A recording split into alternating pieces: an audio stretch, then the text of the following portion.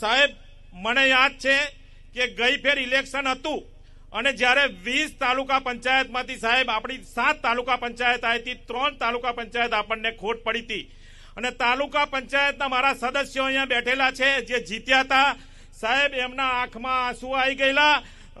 તાલુકા પંચાયતના પ્રમુખ કોંગ્રેસના હતા, એમની જોડે ગ્રાન્ટ લખાવડાવી સાહેબ, અને ગ્રાન્ટ આપી નહીં. મારા તાલુકા પંચાયતના સભ્યો એમના મત વિસ્તારમાં સાહેબ વિશ્વાસ આપીને આવ્યા હતા કે અમે તમને ગ્રાન્ટ આપીશું. સાહેબ એ મારી આગળ આવી, એમના આંખમાં આંસુ આવી ગયા. એ જોઈને મેં મારી ગ્રાન્ટમાંથી એ લોકોને ગ્રાન્ટ આપી અને એમના વિશ્વાસના કામ જે એમને વચન આપ્યા હતા એ વચન બધા જ પૂર્ણ કરાવડાયા.